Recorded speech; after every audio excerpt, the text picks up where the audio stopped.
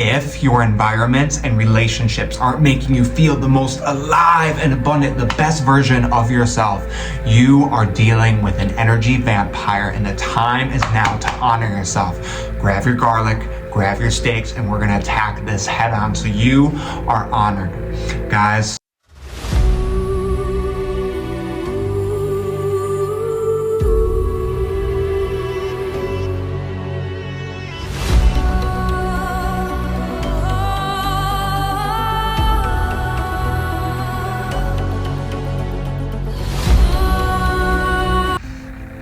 we all have various leakages within our container where we're giving away our energy. And why? Does this come down to responsibility? Does this come down to duty? Does this come down to you not honoring yourself? This could be fear. And so it is now to choose yourself. Take back all these leakages of energy, bring it back into your vessel, and then give it to those environments and places that'll keep you alive, guys. And so today we are going to be talking about 1, capacity, because you only have so much to give. 2, the drainers of the environment, of the people, and then got things that bring you up, and ultimately how to empower this within yourself. Tuned, and let's get right into it. Again, your capacity is finite. You only have so much energy. You could do all the qigong in the world, all the yoga, get everything taken care of, have the purest, most divine vessel, but you're still gonna have a threshold, and you're still gonna have a limit. And a great analogy that I want you to think about, guys, it is a bank account.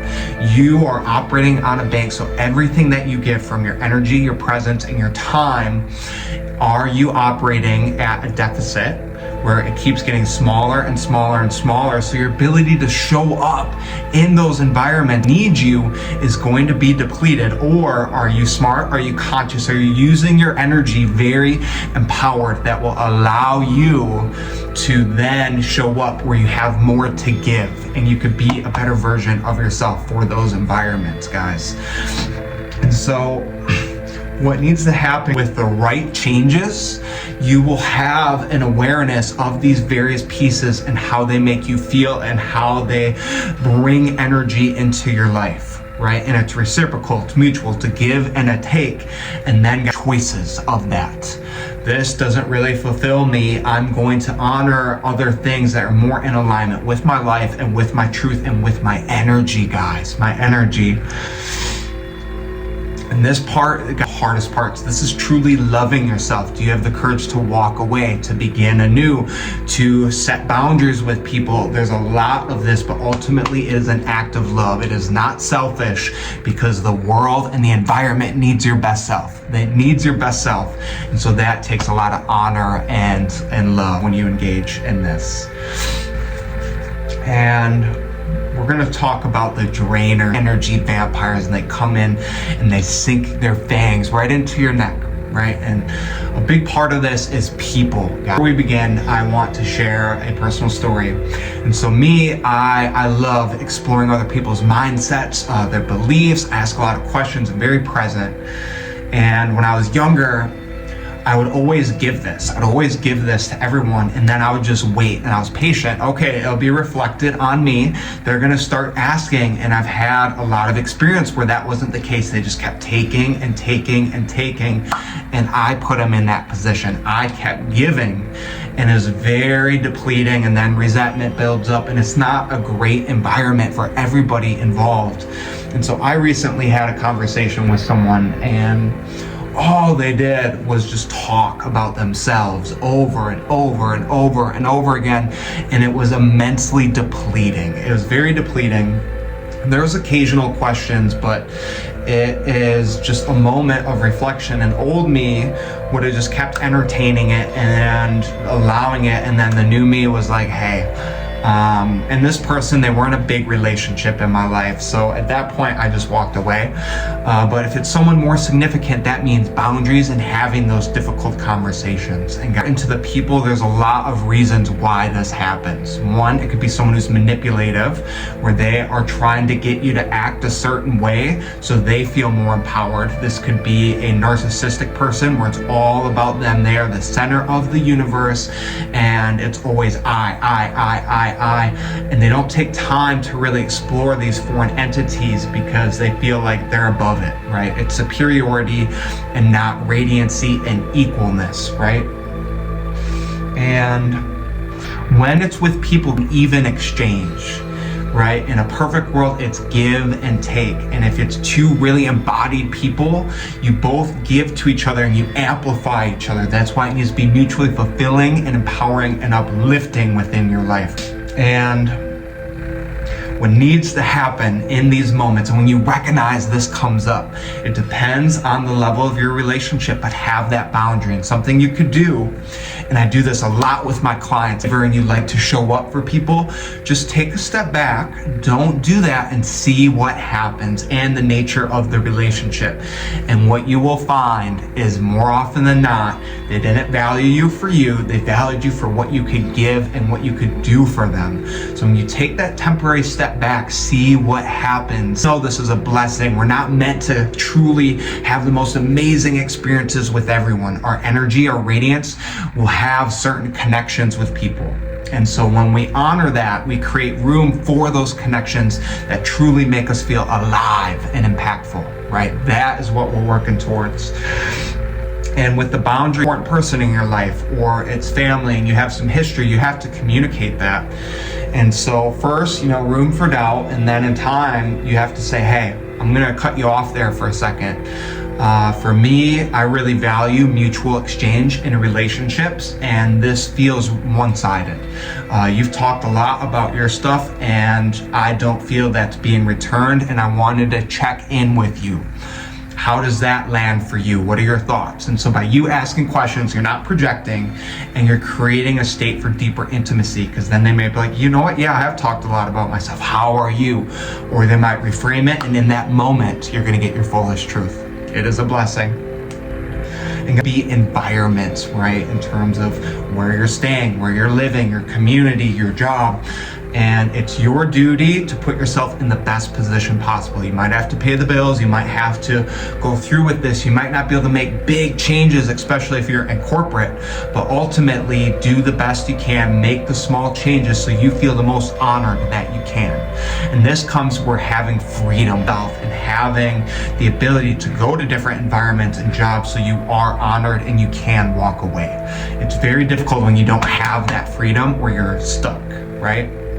And this could also be the actions that you're taking, the leakages of energy, the energy vampires that are taking you off your truth, off your center, and not leaving you fulfilled. This could be your phone, social media, doom scrolling over and over and over and over. All these are leakages. They're energy vampires taking you off your truth, right? And so just sit with it. Does this make me feel more alive, more vibrant? Is this moving me towards my goals, my dreams? And is this overall giving me feelings of empowerment, of love, of connection, of inspiration? Is it helping me be a better human being? Or is it distraction? Is it creating fear? Is it more so weird, extreme, like programming, like scary movies, explosions, action, stuff like that? So just sit with it. And once you start doing that, you'll have a sense, am I filling myself up or am I not? Trainers, right? But we also have some givers, right?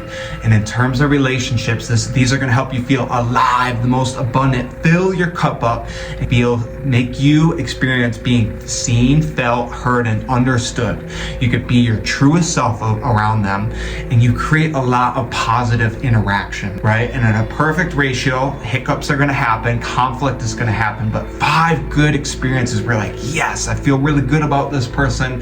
Nothing extreme is coming up, but then some hiccups come. And so overall, more positive interactions. And a tool I like, check in. How do I feel before I see this person? How do I feel during our interaction? And the integration part is important. How do I feel afterwards?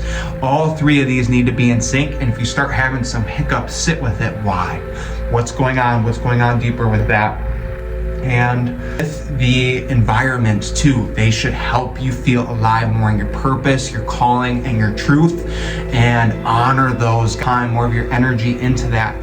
And no external environment will completely fulfill you. And that's where you have to have a lot of different sources, but do your best to create the best environment you can, right? So we have, and then the correction.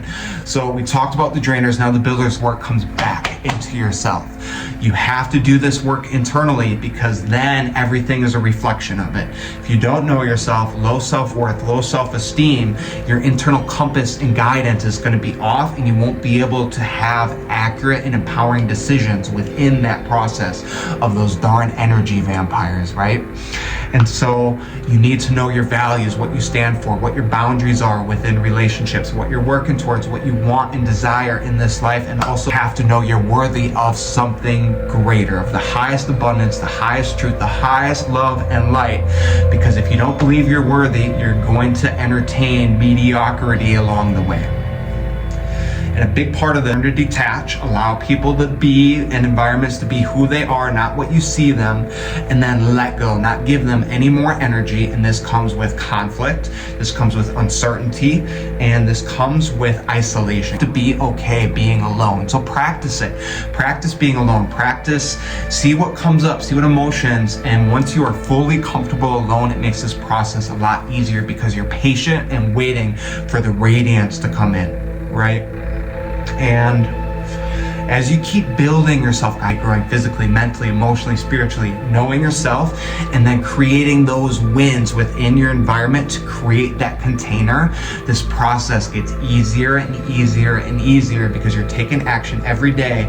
And once it's so grounded and rooted in who you are, when there's discrepancies, you quickly make adjustments. And it's a lot of love and compassion with everyone involved, but you trust yourself in that.